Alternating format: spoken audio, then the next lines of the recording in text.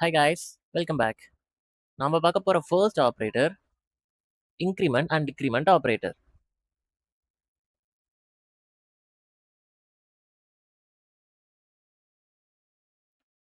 Increment ஆபரேட்டரோட simple என்னன்னு பார்த்தோம்னா பிளஸ் பிளஸ். ரெண்டு பிளஸ் பக்கத்து பக்கத்துல இருக்கணும், ரெண்டுத்துக்கும் இன்பிட்வீன்ல ஸ்பேஸ் கொடுக்க கூடாது. அதே மாதிரி டிக்ரிமெண்ட் ஆபரேட்டரோட சிம்பிள் என்னன்னு பார்த்தோம்னா மைனஸ் மைனஸ்.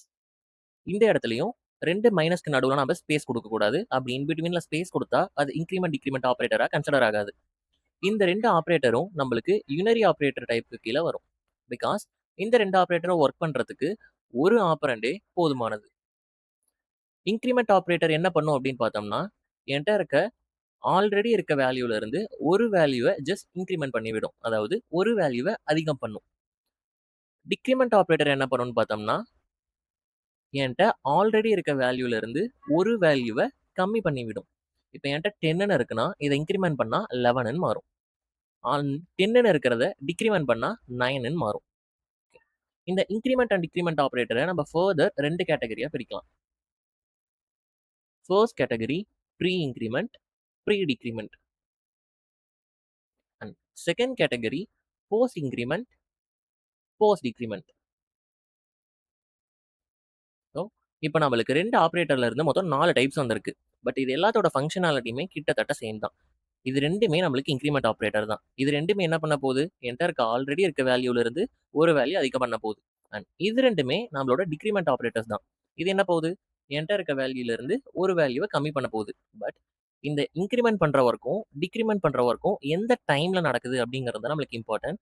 அதை பேஸ் பண்ணி தான் pre increment, post increment, pre decrement, post decrement அப்படின்னு நம்ம கிளாஸிஃபை பண்ணியிருக்கோம். ஸோ இந்த 4 டைப்பும் நம்மளுக்கு கிளியரா புரியணும்னா நமக்கு ஒரு டேபிளர் காலம் போட்டு எக்ஸ்பிளைன் பண்றேன்.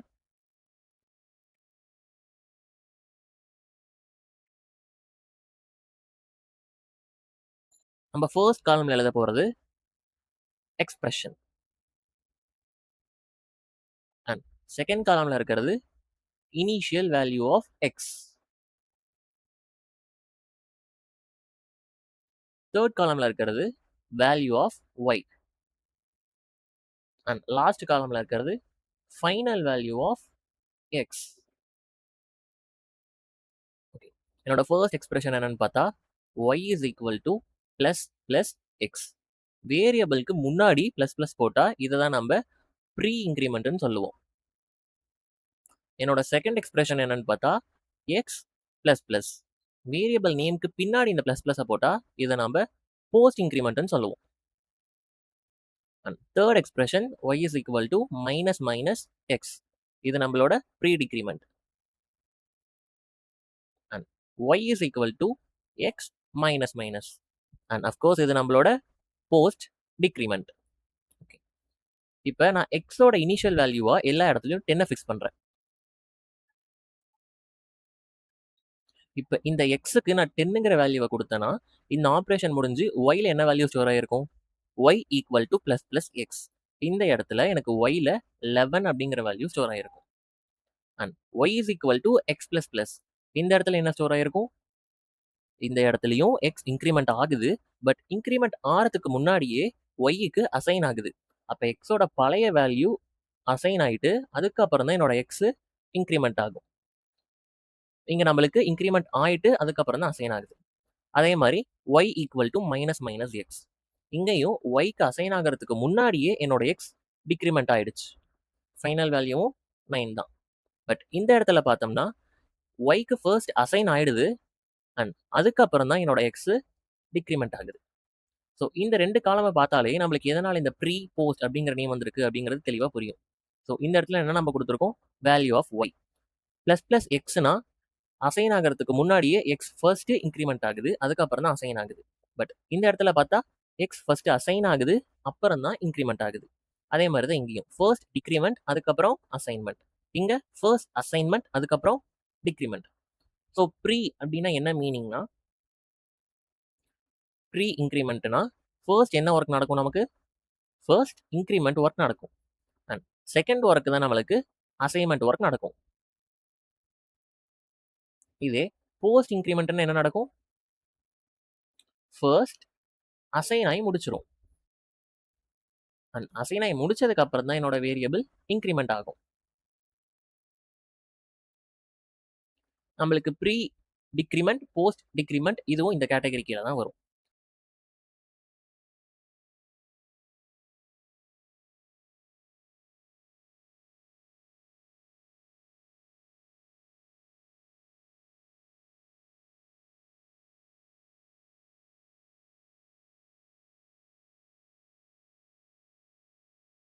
ஸோ இன்க்ரிமெண்ட், டிக்ரிமெண்ட் அப்படிங்கிறது யூனரி ஆப்ரேட்டர்.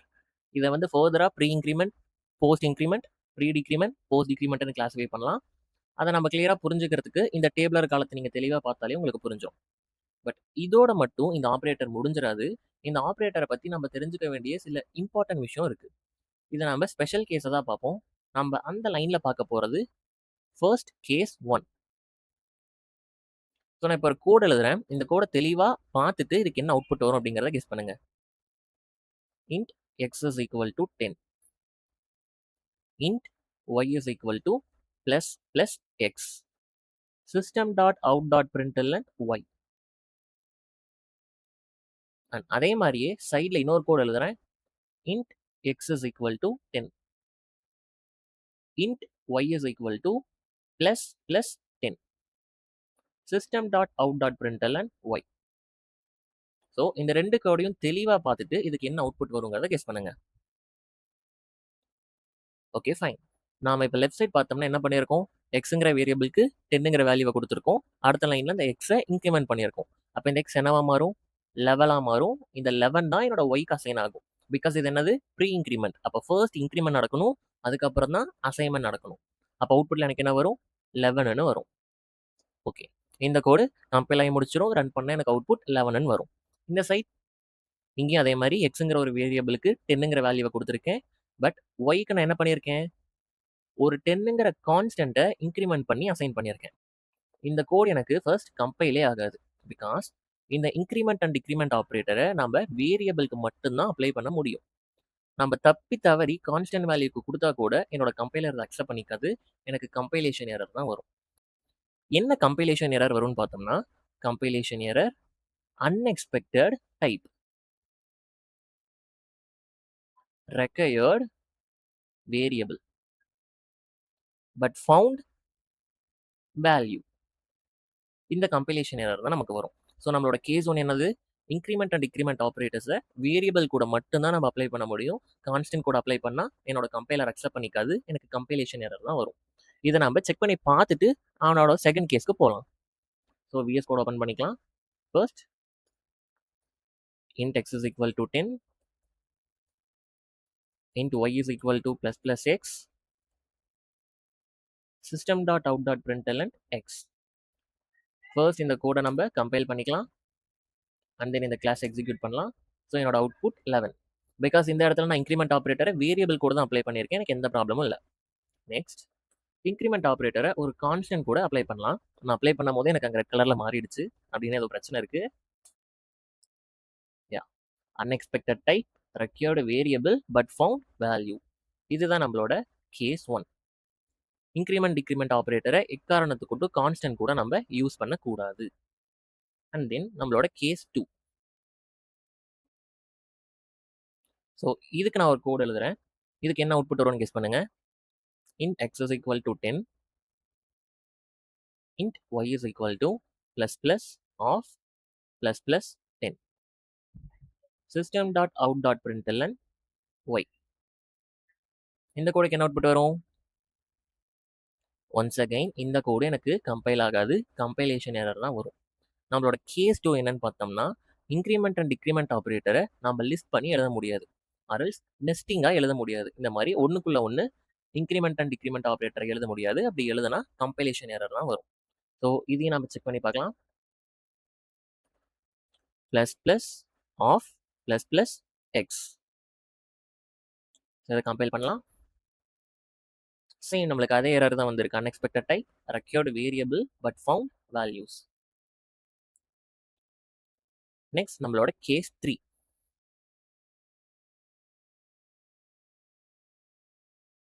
ஸோ நான் ஒரு வேரியபிளை கிரியேட் பண்ணுறேன். int x is equal to 10. But இந்த வேரியபிளை நான் ஒரு ஃபைனல் வேரியபிளாக கிரியேட் பண்ணுறேன். ஃபைனல் அப்படிங்கிறது நம்மளுக்கு ஒரு மாடிஃபையர். இதை வந்து நம்ம வேரியபிள் கூட யூஸ் பண்ணலாம், கிளாஸ் கூட யூஸ் பண்ணலாம், மெத்தட் கூட யூஸ் பண்ணலாம். ஒவ்வொரு இடத்துலையும் ஒவ்வொரு மாதிரி இது பிஹேவ் பண்ணும். நான் இங்கே வேரியபிள் கூட யூஸ் பண்ணியிருக்கேன், விச் மீன்ஸ் இந்த எக்ஸுங்கிற வேரியபிளுக்கு வேற ஒரு வேல்யூவை நான் ரீஅசைன் பண்ண முடியாது. அப்படின்னா நான் இப்போ இதுக்கு கீழேயே எக்ஸ் இஸ் ஈக்குவல் டு 15 இப்படின்னு ஒரு ஸ்டேட்மெண்ட் எழுதுனா என்னோட கம்பைலர் அதை அக்செப்ட் பண்ணிக்காது. பிகாஸ் எக்ஸுங்கிறது ஒரு ஃபைனல் வேரியபிள், அதுக்கு நான் ரீஅசைன்மெண்ட் கொடுக்க முடியாது. இதே மாதிரி final int y is equal to 10 y minus minus இந்த ஸ்டேட்மெண்ட் நம்மளுக்கு கரெக்டான்னு பார்த்தா அஃப்கோர்ஸ் கிடையாது. இது ஆக்சுவலாக ஒரு ஃபைனல் வேரியபிள். ஸோ நான் எந்த வழியிலையுமே அந்த ஒய்ங்கிற வேரியபிளுக்கு ரீஅசைன் பண்ண முடியாது. ஒய்னா என்ன meaning? Y equal to Y plus one, I mean Y minus one. ஒய்லேருந்து ஒன்றை கம்மி பண்ணிட்டு அந்த வேல்யூ நான் திருப்பி ஒய்க்கு அசைன் பண்ணுறேன். அப்படின்னா இந்த இடத்துலையும் ஒய்க்கு நம்ம ரீஅசைன்மெண்ட் பண்ணுறோம். எக்காரணத்து கொண்டும் ஃபைனல் வேரியபிளுக்கு நம்ம ரீஅசைன்மெண்ட் பண்ண முடியாது. அப்படி பண்ணால் என்னோட கம்பைலர் அக்செப்ட் பண்ணிக்காது. ஸோ இதையும் நம்ம ட்ரை பண்ணி பார்ப்போம்.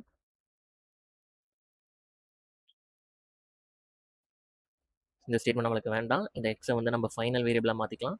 கீழே எக்ஸ் மைனஸ் மைனஸ். ஸோ இதை கம்பைல் பண்ணலாம். ஸோ என் கோட் கம்பைல் ஆகல. cannot assign a value to a final variable x. Final வேரியபிளுக்கு நம்ம வேல்யூவை அசைன் பண்ண முடியாது. ஒரு டைம் அசைன் பண்ணிட்டா தட் இஸ் ஃபிக்ஸடு. இதுதான் நம்மளோட கேஸ் 3. இப்போ நம்மளோட case 4.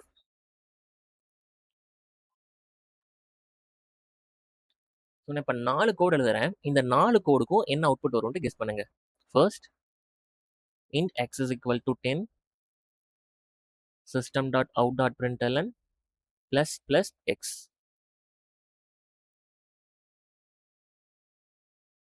Float f is equal to 10.5f system.out.println plus plus f. Char ch is equal to a system.out.println plus plus ch. And என்னோட last code boolean b is equal to true system.out.println plus plus b. Okay, fine. இந்த first கோடுக்கு என்ன output வரும்?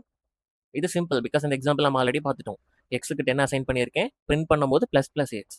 இது pre increment. அப்போ அந்த வேரியபிளை use பண்ணுறதுக்கு முன்னாடியே அது இன்க்ரிமெண்ட் ஆகிடும். அப்போ எனக்கு அவுட்புட் என்ன வரும்? 11ன்னு வரும். ஓகே, இந்த கோட் எந்த ப்ராப்ளமும் இல்லை. Next float f is equal to 10.5f system.out.println plus plus f. ஒரு float வேரியபிள் கூட இன்க்ரிமெண்ட் ஆப்ரேட்டர் அப்ளை பண்ணியிருக்கேன். இது கரெக்டா? Yes, of course. என்ன ப்ராப்ளம்? எந்த பிரச்சனையும் இல்லை, கரெக்டு தான். இன்க்ரிமெண்ட் ஆகும், பட் நம்மளுக்கு என்ன அவுட்புட் வரும்? இந்த எஃப் கூட நான் ஒன்று ஆட் பண்ணணும். இதுக்கு ரொம்பலாம் திங்க் பண்ண வேணாம், ஜஸ்ட் நார்மல் மேக்ஸ். நம்மளுக்கு மேபி டவுட் வரலாம், அந்த 1 என்ன இந்த 5 கூட ஆட் பண்ணுமா, இல்லை இந்த 10 கூட ஆட் பண்ணுமா, இல்லை இந்த 1 கூட ஆட் பண்ணுமான்னு. இந்த மாதிரி வரதெல்லாம் நம்மளுக்கு ஒரு சில்லி டவுட். 10.5 கூட 1 ஆட் பண்ண என்ன வரும்? 11.5. ஸோ இந்த கோடும் எனக்கு பர்ஃபெக்டாக ரன் ஆகும், இந்த பிரச்சனையும் இல்லை. And third, char ch is equal to a system.out.println plus plus ch. பார்த்த உடனே தப்பு அப்படின்னு நீங்கள் நினச்சிங்கன்னா அதுதான் தப்பு. பிகாஸ் இந்த கோடு எனக்கு பர்ஃபெக்டாக ரன் ஆகும். ஏ கூட ஒன்று ஆட் பண்ணால் என்னது? ஆக்சுவலாக இது ஒரு கேரக்டர் நம்மளுக்கு தான் கேரக்டர். மிஷனை பொறுத்த வரைக்கும் அதோட யூனிகோட் வேல்யூ ஏவோட வேல்யூ 97. இது கூட ஒன்று ஆட் பண்ணால் 98. சின்ஸ் சிஹெச்சோட டைப் ஒரு கேருங்கிறதுனால அந்த 98க்கு ஈக்குவலண்ட்டான கேரக்டர் நம்மளுக்கு அவுட்புட்டில் வரும். அப்போ 98க்கு ஈக்குவலண்ட்டான character lower case B. So அப்போ இந்த கோடு எனக்கு பர்ஃபெக்டாக ரன் ஆகும், எந்த பிரச்சனையும் வராது. And next boolean b is equal to true system.out.println plus plus b. இதுக்கு என்ன அவுட்புட் வரும்? ட்ரூவை இன்க்ரிமெண்ட் பண்ணால் நம்மளுக்கு ஃபால்ஸ்ன்னு வருமா, இல்லை ட்ரூவை இன்க்ரிமெண்ட் பண்ணால் ட்ரூன்னு இன்னொரு ட்ரூ ஆட் ஆயிருமா? இந்த கோட் நம்மளுக்கு கம்பைல் ஆகாது, கம்பைலேஷன் எரர். நம்மளோட ஃபோர்த் கேஸ் என்னன்னு பார்த்தோம்னா, increment and decrement operator primitive data டைப்ஸில் இருக்க எல்லா டேட்டா டைப்ஸ்க்கும் பர்ஃபெக்டாக ஒர்க் ஆகும் எக்ஸப்ட் பூலியன். நம்ம பூலியன் கூட increment and decrement operator apply பண்ண முடியாது, பிகாஸ் அந்த ஆப்ரேட்டர் இந்த டைப் ஆஃப் டேட்டா கூட ஒர்க் ஆகாது. ஸோ இந்த நாளைக்கு நம்ம இப்போ செக் பண்ணி பார்ப்போம். ஸோ இந்த ஃபைனலை ரிமூவ் பண்ணிடலாம். இந்த ஸ்டேட்மெண்ட் நம்மளுக்கு தேவையில்லை. int x is equal to 10 plus plus x. இதை கிளியர் பண்ணிக்கலாம். Compile, execute. ஸோ எனக்கு அவுட்புட் லெவலில் வந்துருச்சு, எந்த ப்ராப்ளமும் இல்லை. நெக்ஸ்ட் என்ன type? float. float x is equal to 10.5f plus x. Compile பண்ணிக்கலாம், ரன் பண்ணிக்கலாம். Again no issues, level 0.5. Third என்ன பார்த்தோம்? char x is equal to lower case a. So இதை இன்க்ரிமெண்ட் பண்ணால் நம்மளுக்கு பிங்கிற அவுட்புட் வரும். அண்ட் லாஸ்ட்டாக boolean type. Boolean x is equal to true. So இதை நான் இன்க்ரிமெண்ட் பண்ணால் கம்பைலர் டென்ஷன் ஆயிடும். Bad operand type boolean for unary operator plus plus. நீங்கள் ஒரு ஆப்ரண்ட்னு கொடுத்துருக்கீங்க இந்த ஆப்ரேட்டருக்கு, பட் அது மேட்ச் ஆகலை அப்படிங்கிற தான் நம்மளுக்கு வந்திருக்கு. ஸோ நம்மளோட ஃபோர்த் கேஸ் என்னது? இன்க்ரிமெண்ட் அண்ட் டிக்ரிமெண்ட் ஆப்ரேட்டர் பூலியனை தவிர மீதி இருக்க எல்லா ப்ரிமிட்டிவ் டேட்டா டைப் கூடயும் ஒர்க் ஆகும். அண்ட் நம்மளோட ஃபிஃப்த் கேஸ், இது ரொம்பவே இம்பார்ட்டண்டான கேஸ், நம்ம தெரிஞ்சு வச்சிருக்கணும் கம்பல்சரி. ஸோ நான் இந்த கேஸ் எக்ஸ்பிளைன் பண்ணுறதுக்கும் சைட் பை சைட் 2 கோட் எழுதுறேன். அதுக்கு என்ன அவுட்புட் வரும் அப்படிங்கிறத கெஸ் பண்ணுங்க. Byte b is equal to 5. பைட்டோட சைஸ் என்னது? 1 byte. b is equal to b plus 1. system.out.println b. பார்க்கறதுக்கு 3 லைன் கோடாக தான் இருக்கும், பட் இதுக்குள்ள ஏகப்பட்ட கான்செப்ட் இருக்கு. அண்ட் இதே மாதிரி byte b is equal to 5. b plus plus system.out.println b. Okay, just ஒரு நிமிஷம் கெஸ் பண்ணுங்க, இதுக்கு என்ன அவுட்புட் வரும், இதுக்கு என்ன அவுட்புட் வரும்.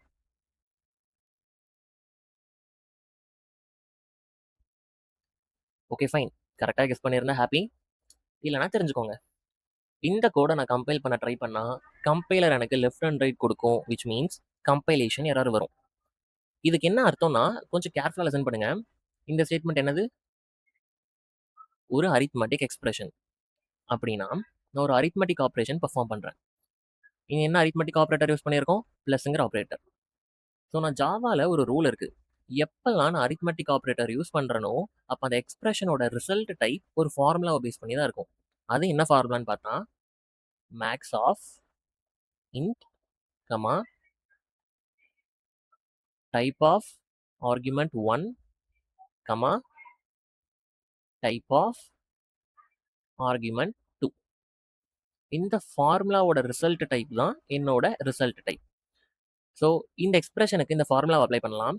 மேக்ஸ் ஆஃப் இன்ட், இந்த இன்ட்டுங்கிறத fixed. Type of arg1, argument 1ஓட டைப் என்னது? ஐ மீன் இந்த பியோட டைப் பைட்.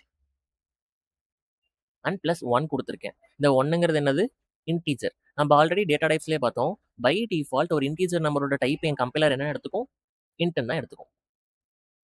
ஓகே, இப்போ இந்த ஃபார்முலாவில் பார்க்கலாம். Max of int byte int, இந்த 3ல் எது பெருசு? அஃப்கோர்ஸ் இன்டீஜர் தான் பெருசு, பிகாஸ் இதோட சைஸ் 4 byte, இதோட சைஸ் 1 byte. அப்போ b + 1க்கு என்னோட ரிசல்ட் 6ன்னு வரும். பட் அந்த 6ஓட டைப் என்னது? இன்ட். அப்போ ஆக்சுவலாக இந்த ஸ்டேட்மெண்ட்டில் நான் என்ன ட்ரை பண்ணுறேன்? ஒரு இன்ட் வேல்யூவை ஒரு பைட்டுக்கு அசைன் பண்ண ட்ரை பண்ணுறேன். இன்ட்டோட சைஸ் 4 byte, பைட்டோட சைஸ் 2 byte. நம்ம எப்பெல்லாம் ஒரு பெரிய சைஸ் வேல்யூவை சின்ன சைஸ் வேரியபிளுக்கு அசைன் பண்ண ட்ரை பண்ணுறோமோ நம்மளுக்கு என்ன நடக்கும்? Compilation error, possible lossy conversion from int to byte. So இந்த கோட் ரன் ஆகாது, பிகாஸ் எப்பெல்லாம் நம்ம ஒரு அரித்மெட்டிக் ஆப்ரேஷன் பண்ணுறோமோ அதோட ரிசல்ட் டைப் இந்த ஃபார்முலாவை பேஸ் பண்ணி தான் இருக்கும். ஸோ அந்த விதத்தில் இந்த கோடு எனக்கு ரன் ஆகாது. இந்த கோடை நான் ரன் ஆக வைக்கணும்னா என்ன பண்ணும்? எனக்கு எதனால் இஷ்யூவாக இருக்குது? இந்த ரிசல்ட்டோட டைப் இன்ட்டாக இருக்கிறதுனால தான் இஷ்யூவாக இருக்குது. அப்போ நான் இந்த இன்ட்டை அப்படியே பிக்கு அசைன் பண்ணாமல் பைட்டாக மாற்றி அசைன் பண்ணிட்டா அப்படின்னா இந்த ஸ்டேட்மெண்ட்டுக்கு பதிலாக b is equal to byte of b plus 1. So இந்த b plus 1ஓட ரிசல்ட் 6ன்னு வரும். இந்த 6ஐ நான் பைட்டாக மாற்றிட்டு அந்த பைட் டேட்டாவை பிக்கு அசைன் பண்ணுறேன். ஸோ இப்போ என்னோட கோட் பர்ஃபெக்டாக ரன் ஆகும், அவுட்புட் 6ன்னு வரும். கிளியரா? ஸோ நம்ம தெரிஞ்சுக்க வேண்டிய விஷயம் இந்த ஃபார்முலா. Fine, okay. இந்த ரைட் சைடு இருக்க கோடுக்கு என்ன அவுட்புட் வரும்? சேம், இங்கே நம்ம அதே தான் பண்ணுறோம். b plus 1 அங்கே பண்ணியிருக்கோம், அதை அசைன் பண்ணியிருக்கோம். b plus plusங்கிற ஆப்ரேட்டர் அதை தான் பண்ண போகுது. ஓகே, இந்த கோடுக்கு நம்மளுக்கு என்ன தான் வரும்? கம்பைலேஷன் எரர் வராது. இந்த கோடுக்கு அவுட்புட் 6ன்னு வரும். பிகாஸ் நம்ம நிறைய லாங்குவேஜில் படிச்சிருப்போம். For example C or C++ படிச்சிருந்தா x++ இதுக்கு என்ன மீனிங் அப்படின்னு கேட்டால் x is equal to x plus 1. அப்படின்னு படிச்சிருப்போம். பட் ஃபைன், அது என்னமோ உண்மைதான். பட் ஜாவால இது கொஞ்சம் விச் மீன்ஸ் பார்ஷியலா தான் உண்மை. எக்ஸ் பிளஸ் பிளஸ் அப்படின்னா என்ன அர்த்தம்னா, x is equal to type of X and then X plus one. இந்த ஸ்டேட்மெண்ட் தான் எக்ஸ் பிளஸ் பிளஸ்க்கு ஜாவால இருக்க மீனிங். ஸோ நான் இன்க்ரிமெண்ட் பண்றது மட்டும் இல்லாம இந்த டைப் காஸ்டிங்கையும் நானே பண்ணிடுவேன். இப்படி ஒரு டைப்ல இருந்து இன்னொரு டைப்க்கு மாத்துறத நம்ம டைப் காஸ்டிங்னு சொல்லுவோம். அந்த டைப் காஸ்டிங் நம்மளுக்கு ஆப்ரேட்டர்ஸ்ல ஒரு டாப்பிக்கா இருக்கு, அதை நம்ம பார்த்துக்கலாம். As of now focus. So இப்படி ஒரு டைப்ல இருந்து இன்னொரு டைப்க்கு மாத்துறது டைப் காஸ்டிங். இங்க அதை பண்ணாததுனால தான் நம்மளுக்கு எரர் வந்துச்சு. பட் இந்த கேஸ்ல என்னோட ஆப்ரேட்டரை இன்டர்னலா டைப் காஸ்டும் பண்ணிரும். ஸோ எனக்கு எரர் வராது, அவுட்புட் 6ன்னு வரும். So X plus plus X equal to X plus ஒனுக்கு ஜாவால ஈக்குவல் கிடையாது. எக்ஸ் பிளஸ் பிளஸ்னா X equal to type of X and then X plus one. என்னமோ இன்க்ரிமெண்ட் ஆகுறது நம்மளுக்கு கரெக்ட் தான், பட் இந்த டைப் காஸ்டிங் ஒன்று ஆட்டோமேட்டிக்காக நடக்குது. இதை நம்ம செக் பண்ணி பார்க்கலாம். மேபி உங்களுக்கு டவுட் வரலாம், இது கரெக்டாக ரன் ஆகுமான்னு. இப்போ கிளியர் ஆகிடும். byte b is equal to 5. b is equal to b plus 1 system.out.println b. Okay, compile பண்ணலாம். incompatible types possible RC conversion from int to byte ன்னு வந்திருக்கு. எங்கிருந்து அந்த int வந்துச்சு? அந்த ஃபார்முலா அப்ளை பண்ணுங்க. அதோட மேக்ஸிமம் டைப் int தான். அப்போ int பைட்டுக்கு அசைன் பண்ண முடியாது.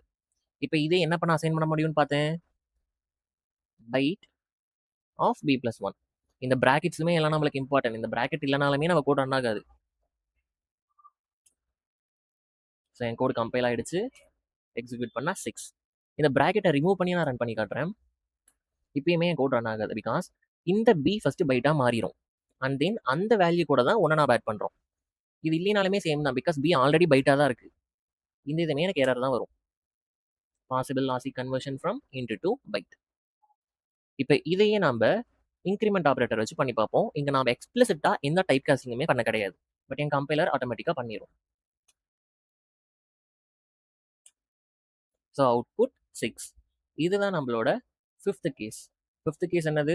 இன்க்ரிமெண்ட் ஆர் டிக்ரிமெண்ட் ஆப்ரேட்டர் பண்ணும்போது டைப் காஸ்டிங் ஆட்டோமேட்டிக்காக நடக்கும். இதுதான் நம்மளோட கேஸ் 5 அண்ட் நம்மளோட கேஸ் 6.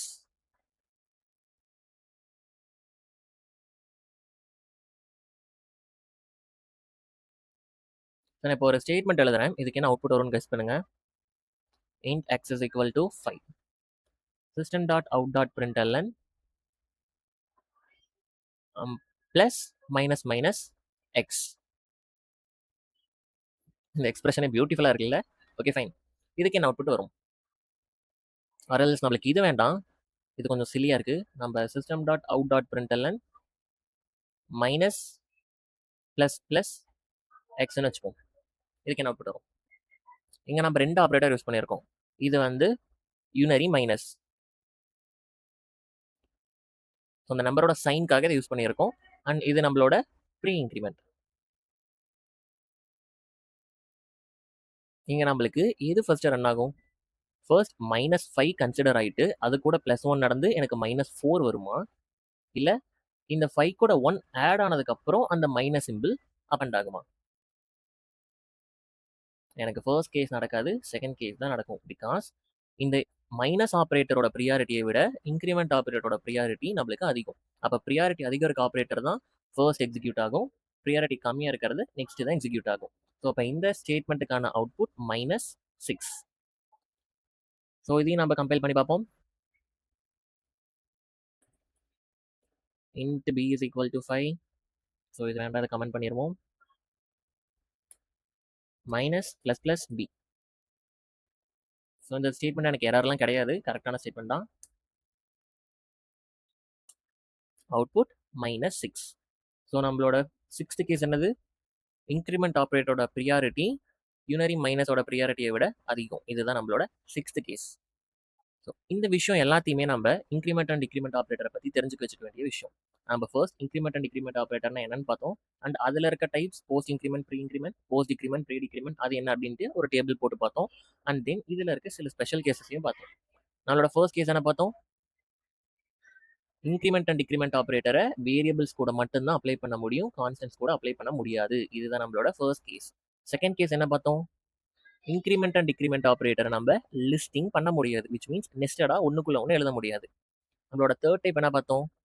ஒரு ஃபைனல் வேரியபிளோட வேல்யூவை இன்க்ரிமெண்ட் ஆர் டிக்ரிமெண்ட் ஆப்ரேஷன் மூலியமா நம்மளால சேஞ்ச் பண்ண முடியாது. Compilation error. நம்மளோட ஃபோர்த் கேஸ் என்ன பார்த்தோம்? Increment and decrement operator primitive type data எல்லாத்துக்கூடயும் ஒர்க் ஆகும் எக்ஸப்ட் பூலியன். பூலியன் கூட இந்த ஆப்ரேட்டரை நம்ம யூஸ் பண்ண முடியாது. நம்மளோட ஃபிஃப்த் கேஸ் என்ன பார்த்தோம்? அண்ட் இது இம்பார்ட்டண்டான கேஸ். எப்பெல்லாம் நம்ம இன்க்ரிமெண்ட் அண்ட் டிக்ரிமெண்ட் பண்ணுறோமோ டைப் கேஸ்டிங் அப்படிங்கிற ஒரு விஷயம் ஆட்டோமேட்டிக்காக நம்மளுக்கு நடந்துடும். அண்ட் நம்மளோட லாஸ்ட் கேஸ் என்ன பார்த்தோம்? ஸோ இன்க்ரிமெண்ட் அண்ட் டிக்ரிமெண்ட்டோட ப்ரியாரிட்டி யூனரி மைனஸ் ஆப்ரேட்டரோட ப்ரியாரிட்டியை விட நம்மளுக்கு அதிகம்னு பார்த்தோம். ஸோ இந்த 6 கேசஸையும் நம்ம எப்பெல்லாம் இன்க்ரிமெண்ட் அண்ட் டிக்ரிமெண்ட் பார்க்குறோமோ ஞாபகம் வச்சுக்க வேண்டியது இம்பார்ட்டன்ட். ஸோ யா, இதுதான். இந்த விஷயத்தை மட்டும் நம்ம ஞாபகம் வச்சுக்கிட்டா it is more then enough.